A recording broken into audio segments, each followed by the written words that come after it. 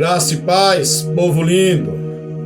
Não perca este novo quadro, os ensinamentos do jovem Galileu. Mensagem: os lavradores maus. Vamos para o Evangelho de Jesus Cristo, segundo escreveu o Dr. Lucas, no seu capítulo 20, verso do 9 ao 19. Mas antes estarei fazendo uma breve oração. Amém? Oremos ao Senhor. Soberano Deus, maravilhoso e eterno Pai, Deus de poder, Deus de glória, Deus de misericórdia, em nome de Jesus Cristo, Pai querido, Pai amado, eu te peço, abre, Pai, a minha mente, me dê sabedoria, me dê, Pai querido, Pai amado, discernimento, para que eu venha, meu Pai, compreender a Tua santa palavra e para que eu consiga, meu Pai, transmitir ela de forma clara, Pai, para que todos venham entender.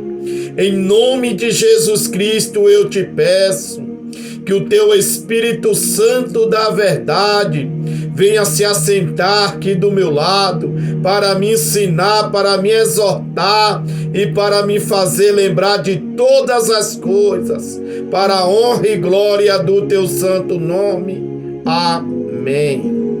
Amados, esta parábola que tem a forma de alegoria baseia-se na figura de uma vinha, propriedade rural, bem conhecida na Palestina.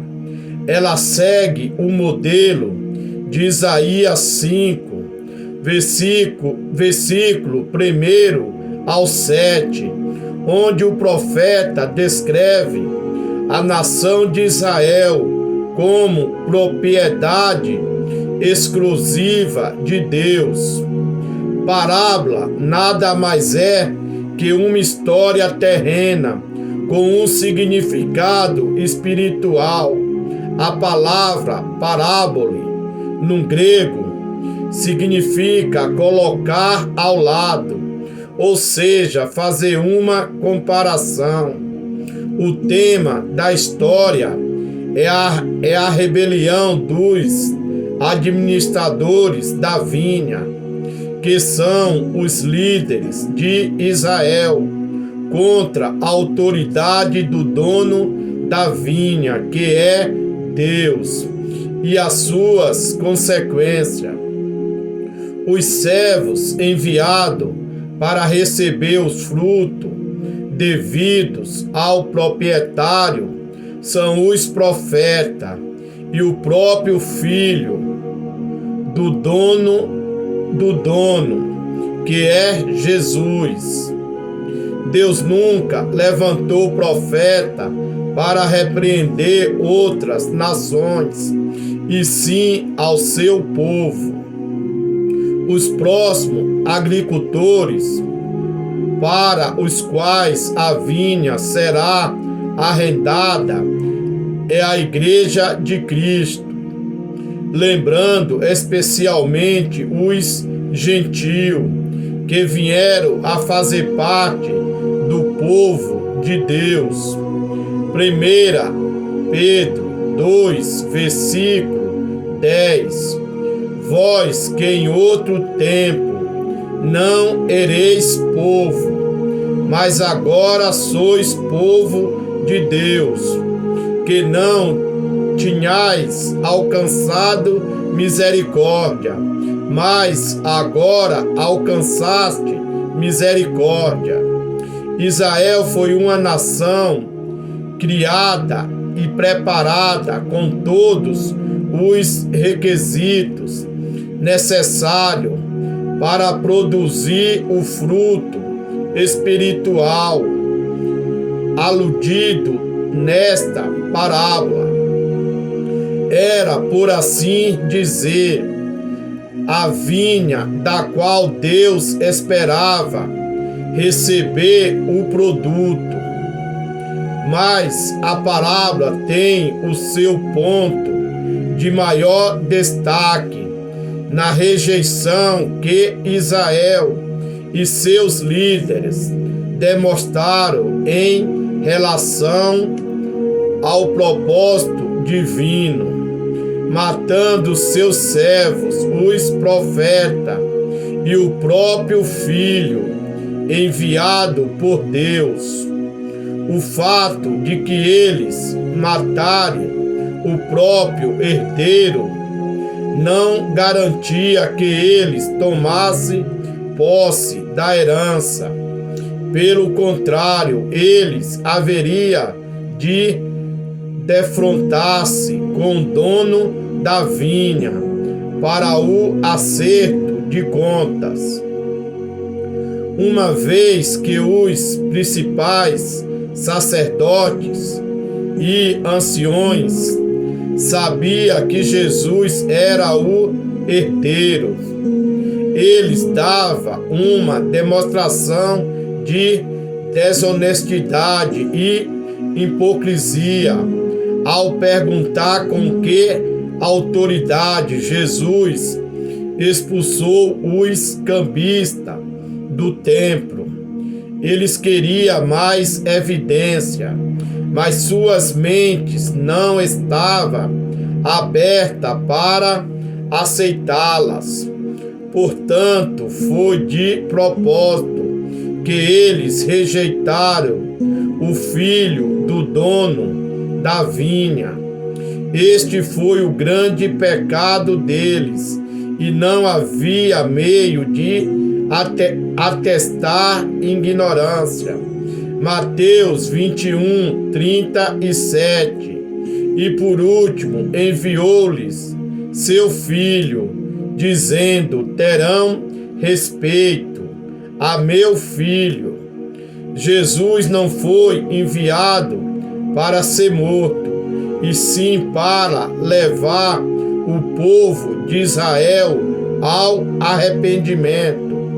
Atos 5, versículo 30. O Deus de nossos pais ressuscitou a Jesus, o qual vós matastes, suspendendo-no no madeiro.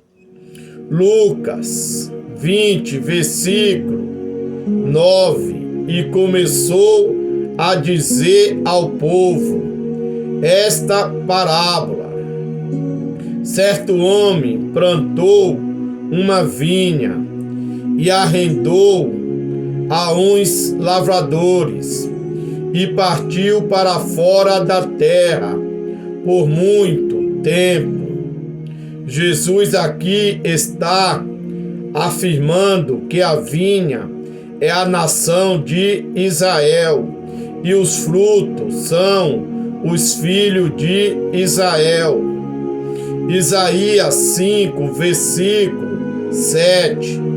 Porque a vinha do Senhor dos exércitos é a casa de Israel, e os homens de Judá são a planta das suas delícias. A aplicação para os dias atuais: a vinha é a igreja de Cristo.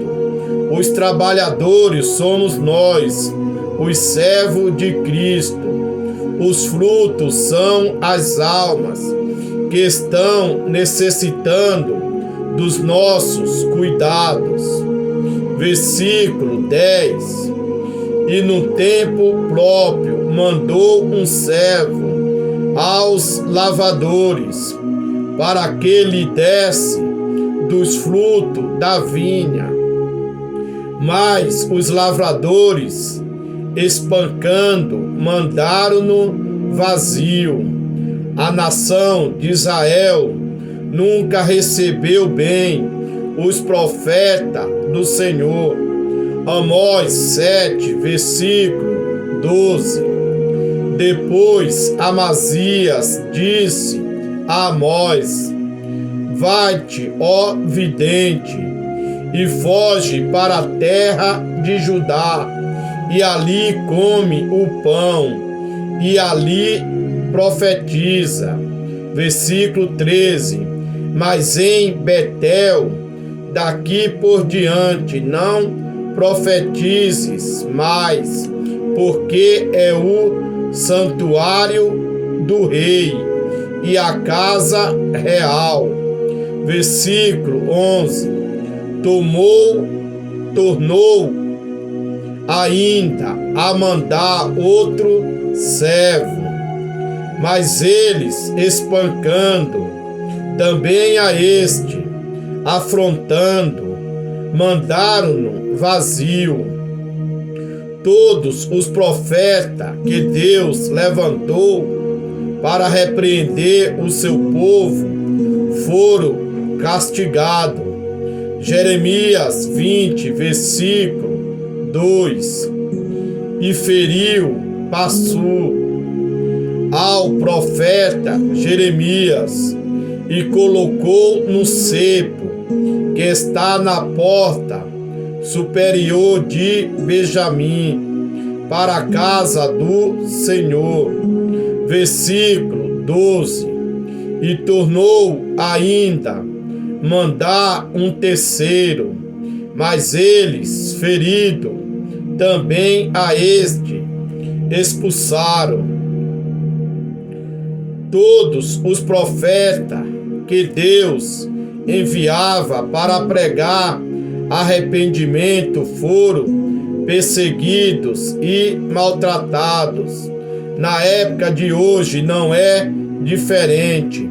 Todos aqueles que Deus levanta para pregar conserto são rejeitados. Hebreus 11, versículo 37: foram apredejados, cerrados, tentados, mortos ao fio da espada, andaram vestidos de peles de ovelha e de cabra, desamparados, aflitos e maltratados. Versículo 13: e disse o Senhor da vinha: que farei? Mandarei o meu filho amado, talvez que vendo o respeitem. Os príncipes e os sacerdotes, os doutores da lei, todos eles sabiam que Jesus era o Filho de Deus. Mateus 3, versículo 17: e eis que uma voz do céu dizia: este é o meu Filho amado, em quem me comprazo. Versículo 14: mas vendo os lavadores, arrazoaram entre si, dizendo: este é o herdeiro, vide, matemo-lo, para que a herança seja nossa. Eles sempre fizeram tudo de caso pensado, e nos dias atuais não é diferente. Muitos não pregam mais a volta de Jesus Cristo, porque não gera aplauso, agenda cheia e dinheiro. Versículo 15: e lançando fora da vinha, o mataram. Que lhe fará, pois, o Senhor da vinha? Jesus Cristo está revelando que a sua morte seria fora das portas de Jerusalém, para a remissão dos nossos pecados. Hebreus 13, versículo 12. E por isso também Jesus, para santificar o povo pelo seu próprio sangue, padeceu fora da porta. Versículo 16: irá e destruirá estes lavradores e dará a outros a vinha. E ouvindo eles isto, disseram: não seja assim. Esta passagem é para se cumprir o que foi escrito pelo evangelista João. João 1, versículo 11. Veio para o que era seu, e os seus não o receberam. Versículo 12. Mas todos quanto o receberam, deu-lhes poder de serem feitos filho de Deus, aos que creram no seu nome. Versículo 17. Mas ele, olhando para eles, disse: que é isto? Pois que está escrito: a pedra que os edificadores reprovaram, esta foi feita a cabeça da esquina. Tudo isto aconteceu com Jesus em Jerusalém, para se cumprir o que foram dito pelos profetas. Zacarias 10, versículo 4. Dele sairá a pedra de esquina, dele a estaca, dele o arco de guerra, dele juntamente sairá todo o opressor. O nosso Salvador veio da tribo de Judá. A nossa fé é fundada na ressurreição de Cristo. Efésios 2, versículo 20. Edificado sobre o fundamento dos apóstolos e dos profetas, de que Jesus Cristo é a principal pedra da esquina. Versículo 18. Qualquer que cair sobre aquela pedra ficará em pedaços. Aquele que sobre quem ela cair será feito em pó. Jesus Cristo, Filho de Deus, irá reinar em Jerusalém por 1000 anos, junto com a sua igreja e com todos aqueles que não receberam o sinal da besta. Zacarias 12, versículo 3. E acontecerá que naquele dia que farei de Jerusalém uma pedra pesada para todos os povos, todos os que a carregarem certamente serão despedaçados, e ajuntar-se-á contra ela todo o povo da terra. Versículo 19. E os principais dos sacerdotes e os escribas procuravam lançar mão dele naquela mesma hora. Mas temeram o povo, porque entenderam que contra eles disseram esta parábola. Os principais e os sacerdotes sempre soube que Jesus Cristo realmente era o Filho de Deus, pois toda a mensagem da Bíblia aponta para Cristo. Só que a religião cega as pessoas. Os religiosos sempre lutaram por cargos, títulos e mordomias, os melhores lugares na tribuna, e não pela salvação das almas. Amém? Você que ouviu esta mensagem, que ainda não serve a Cristo ou está afastado e quer se reconciliar, é só repetir estas palavras: Senhor Jesus, eu estou neste momento entregando a minha vida em tuas mãos. Me aceita como único e suficiente Salvador da minha alma. Escreva o meu nome num livro da vida e sela com seu precioso sangue. Dá-me força para eu ser fiel aos seus mandamentos até a sua volta. Não deixe de se inscrever neste canal. É de graça, não custa nada. Um forte abraço do seu amigo e irmão em Cristo, Miguel.